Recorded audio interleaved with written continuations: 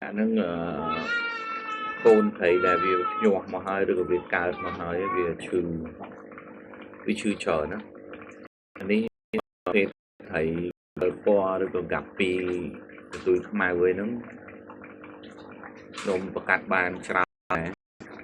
ប៉ុន្តែងាប់ភាសាវាឈឺតំមុនវាមានជាង100ថៃសរុបចូលគ្នាឥឡូវវានៅសល់បែរជាទង50អីហ្នឹងតែទៀតអ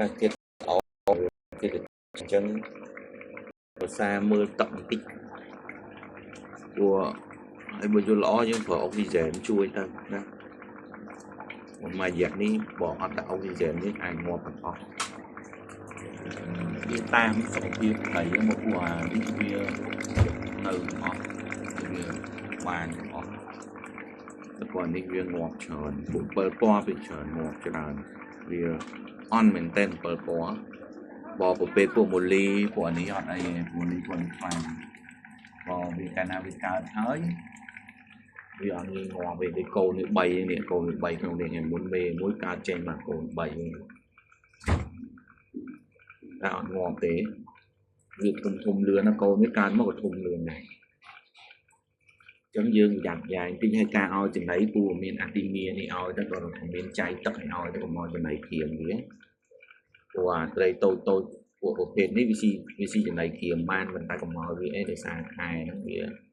ឆាប់ស្អុយទឹកផងវាអីផងអញ្ចឹងឲ្យវាធ្វើឲ្យត្រីវាចាប់ឈឺអញ្ចឹងយើងមានតែមធ្យោបាយមួយទៀតដូរទឹកឲ្យបានកំដៅមួយទឹកមើលនេះទៅហើយយើងអាចប្រើអំបិលប្រើទឹកឆាត់អីចឹងទឹកឆាត់យកមកលាងនឹងអាងផងហើយដាក់អំបិលត្រាំវាចោល2ថ្ងៃទៅចាំយើងប្រើទឹកនោះបើមានអាគេហៅថាលំនឹងអេរបស់វាល្អណាព្រោះមួយរយៈហ្នឹងងាប់ច្រើនសូម្បីតែបេតាខ្ញុំងាប់ហើយយើងចូល20ក្បាលជាងវាងាប់